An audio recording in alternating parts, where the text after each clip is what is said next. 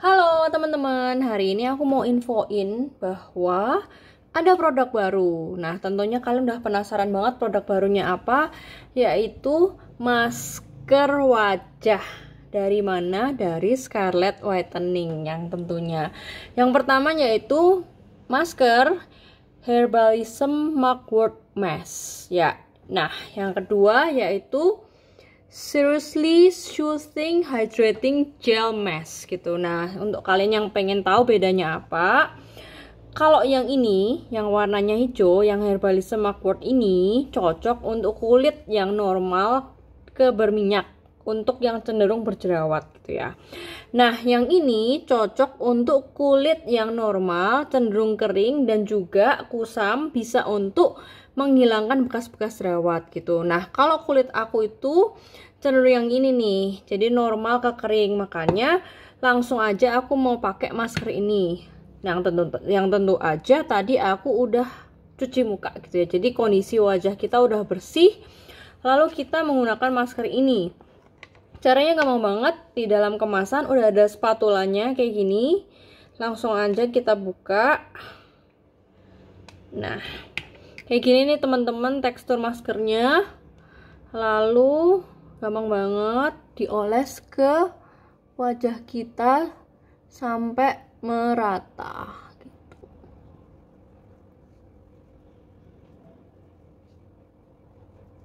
Nah, kemudian setelah merata kita langsung tunggu aja 10-15 menit. Nah, setelah maskernya ditunggu 10-15 menit yang tentunya manfaatnya sedang bekerja, lalu kita segera bilas.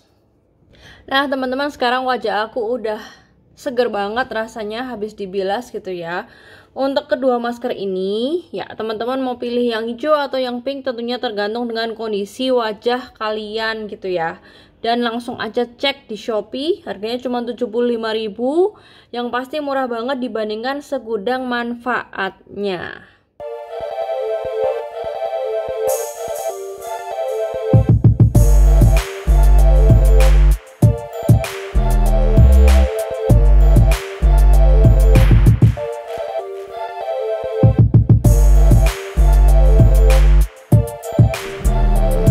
Teman-teman, selamat datang kembali di channel YouTube saya.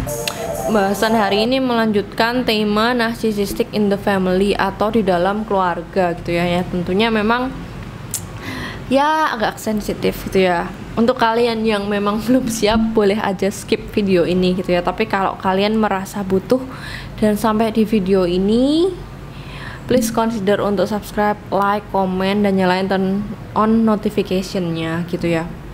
Nah, latar belakang kenapa kok ada video ini gitu ya, karena banyak case gitu ya, orang itu sakit sebenarnya, dying gitu ya, di dalam dirinya sakit atau kayak sekarat secara mental gitu. Bahkan orang ini mengalami abuse banyak yang dari lingkungan terdekat gitu ya. Banyak yang sharing bahwa ya memang secara umum kayak mental health itu penting banget gitu ya, karena kita hidup itu kan tubuh, body, badan, tapi kita punya soul atau jiwa gitu ya. Nah, memang kesehatan itu nggak melulu yang dibahas fisik doang, sakit badan gitu ya, tapi sebenarnya mental sickness ini banyak juga muncul orang yang bilang memiliki penyakit dengan tanda-tanda aneh. Sebenarnya kalau nggak tahu memang seakan-akan aneh, tapi sebenarnya itu udah jelas depression disorder atau depresi, anxiety, kayak penyakit kecemasan, dan itu sebenarnya ada, tapi sebagian besar orang menganggap ini sepele gitu kan. Nah, jadi ya agak ngeri juga ya kalau kita nggak pernah mau care dengan yang namanya mental health gitu ya. Nah, di dalam narcissistic family gitu ya, banyak banget yang sharing yang ke saya, pasti tentunya dari sudut pandang scapegoat child gitu ya.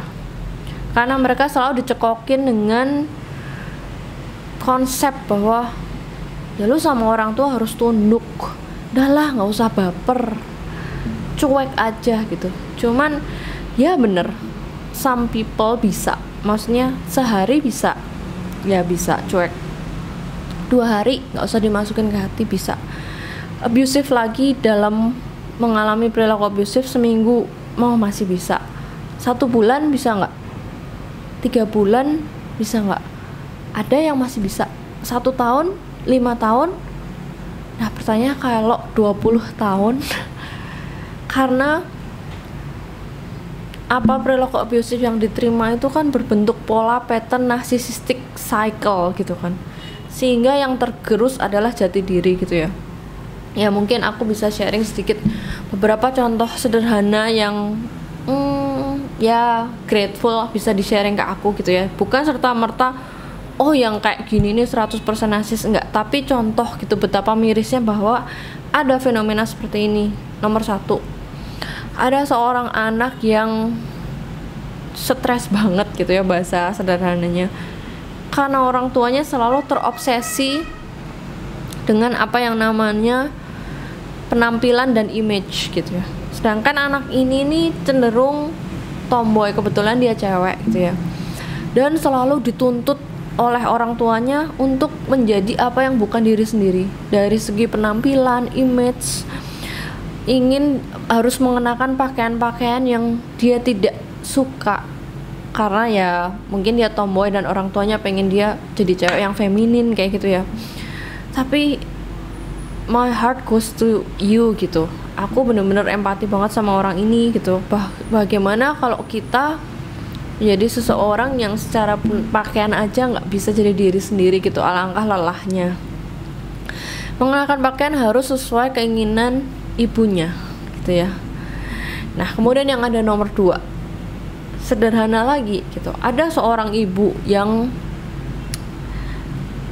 ayahnya ini juga orang terpandang gitu ya. Nah ayahnya ini sangat terobsesi dengan banyak uang, namanya uang, sehingga ayah dan ibunya ini, nah terutama ayahnya yang sangat nge-push gitu untuk ingin mengorbitkan anaknya ini jadi artis gitu ya. Dan mungkin ya bisa dibilang cukup berhasil gitu ya, anak ini udah mulai bisa tampil, percaya diri dan sebagaimana. Nah ketika anak ini udah hampir usianya kayak 30-an lebih sedikit gitu ya, dari hasil semua kerja keras anak itu dari muda, kan pasti ingin mengorbitkan jadi artis, pasti ada penghasilannya gitu ya. Tapi ternyata sepeser pun uang hasil kerja anak ini tuh nggak diberikan ke anak ini gitu ya.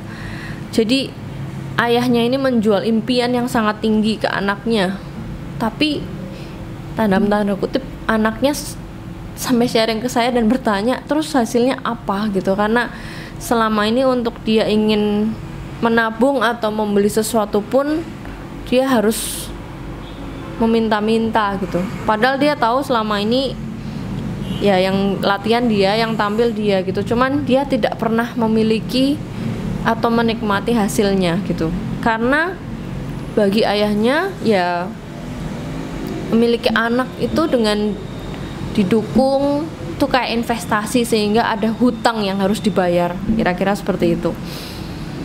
Kemudian contoh lagi nomor 3, ya ada seorang keluarga atau orang tua gitu ya yang berbisnis, bisnisnya gede, menggunakan nama anaknya gitu ya.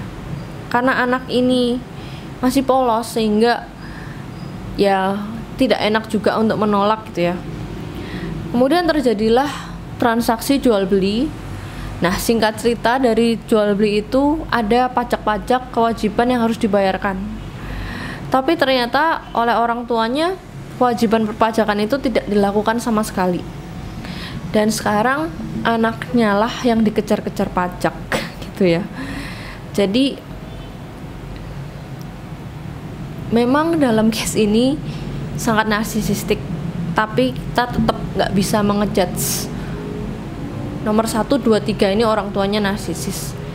Mungkin akan ada kesimpulan yang lebih fair kalau mendengarkan cerita dari pola kehidupannya dalam range yang lebih jauh gitu, yang lebih lama gitu ya. Tapi sebenarnya dari contoh sederhana itu gimana sih parenting ini kok kayak gini gitu ya. Kenapa kok selalu dihadapkan dengan cerita, ya ada mitos ceritanya Malin Kundang itu sangat populer gitu kan. Tapi kalau dibalik kundang maling kan nggak ada gitu ya. Karena cenderung tabu ngomong hal tentang parenting di Indonesia. Tapi kok banyak banget yang nanya gitu ya. Dan banyak banget yang dampaknya itu aku bilang life or death, hidup dan mati gitu ya. Makanya kenapa kok akhirnya ada video ini gitu ya. Nah, mungkin untuk kalian yang punya pendapat lain atau gimana, boleh sharing dong, tolong di kolom komentar gitu ya. Nah, kemudian kita masuk ke topik ya, masuk ke teori secara luas. Ya memang di luar negeri itu udah nggak tabu ya, bahwa anak itu harus berbakti sama orang tua, tapi ada juga yang namanya healthy parenting gitu ya. Nah, karena sebenarnya dampak yang disebabkan oleh narsisis ketika narsisisnya adalah orang tua, itu sebenarnya yang paling mematikan, yang paling lethal. Kalau orang luar negeri bilang lethal, itu mematikannya severe, parah banget, karena berlangsungnya lifetime atau seumur hidup, mengubah jiwa, merusak jiwa, dan damage gitu ya. Kalau ibu narsisis itu damage-nya, emosionalnya fatal banget. Kalau ayah narsisis itu ciri khas utamanya sebenarnya kolaborasi antara egois tambah controlling, dan kolaborasi tambah satu lagi invalidasi gitu ya. Dan kemudian ciri utama dari toxic parenting atau narcissistic parents itu ada perilaku favoritism, atau bahasa gampangnya pilih kasih gitu ya. Tapi orang tua nggak akan ngaku, ya kan? Orang tua biasanya nggak ngaku kalau mereka melakukan pilih kasih. Nggak kok, sama aja gitu-gitu. Karena apa? Simple. Ciri utama narsisis yaitu entitled. Mereka merasa berhak. Satu, orang tua nggak pernah salah. Nomor dua, kalau orang tua salah, lihat peraturan nomor satu. Dan tidak punya empati. Jadi banyak case yang love itu superficial karena image, karena things ya, mencintai image dan apa yang dikejar, biasanya uang gitu kan. Tapi membentuk anak, mengisi tumbuh kembang anak itu dengan devaluasi ya. Jadi seakan-akan anak itu, posisi scapegoat ini seakan-akan yang dilimpahkan hal-hal yang berhubungan dengan kesalahan, atau berhubungan dengan hal-hal yang kayak dalam tanda kutip, kok anak ini dilahirkan tapi kayaknya menjadi beban gitu ya. Nah, ya memang sebenarnya anak itu nggak pernah minta dilahirkan. Jadi kalau kita memang memutuskan siap untuk memiliki anak, memang memiliki anak atau menjadi orang tua itu tentang pengorbanan, tentang mencintai. Jadi fokusnya memang keputusan yang diambil orang tua awal mula untuk memiliki anak gitu ya. Ketika anak ini dilahirkan, fokusnya tidak ke anak, tapi fokus ke secara sosial dipandang normal, secara sosial dipandang terpandang, atau achievement, bagaimana dilihat dari sosial gitu ya. Intinya kalau scapegoat itu scrap ya, diperlakukan yang paling nggak enak, yang paling salah, yang paling ya mendapat hukuman, dijelek-jelekin, digosipin, dan sebagainya macamnya. Kalau golden child itu dimana narcissist parents cenderung memberikan resource yang lebih banyak, memberikan ekspektasi yang tinggi kepada anak ini sebagai kepanjangan tangan dari orang tuanya. Nah, kalau dalam pembahasan narcissistic in the family, pasti kita banyak banget membahas tentang scapegoat child gitu ya.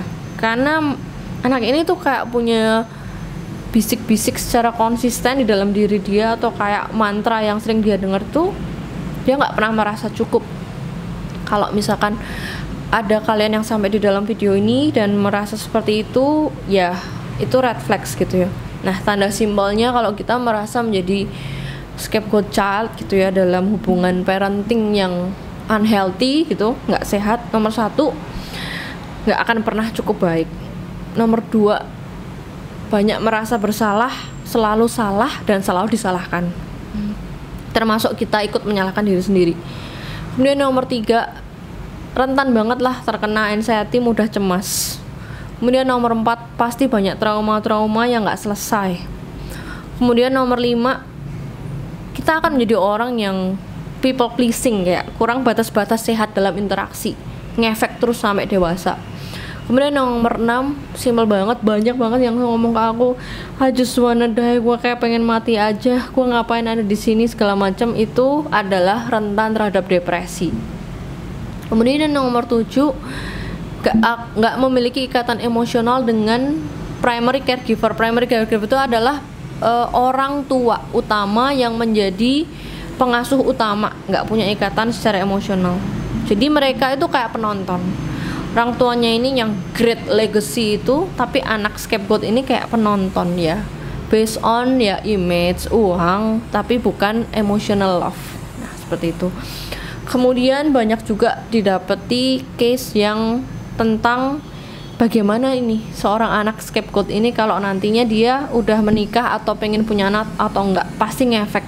Karena bagaimana orang yang nggak kenal tentang hubungan sehat antara orang tua yang anak, terus dia diposisikan sebagai dibalik gitu ya. Banyak banget testimoni yang bilang kalau misalkan ingin memiliki anak pun ingin mendidiknya beda gitu ya, karena scapegoat ini memiliki compassion, memiliki empati yang sebenarnya dia itu merasa tersakiti gitu ya, tapi ibaratnya terpola dalam kehidupannya sehingga dia dipaksa untuk merepress atau menekan seluruh perasaannya gitu, karena yang tadi dibilang perasaan lu doang lah, baper dan segala macam gitu ya.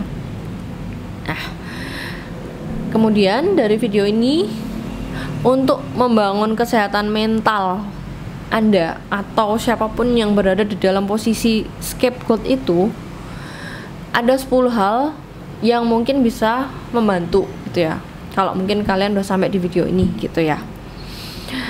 Dan 10 hal itu akan kita bahas di part kedua gitu ya. Jadi sampai jumpa di part kedua, langsung klik aja videonya, ada linknya.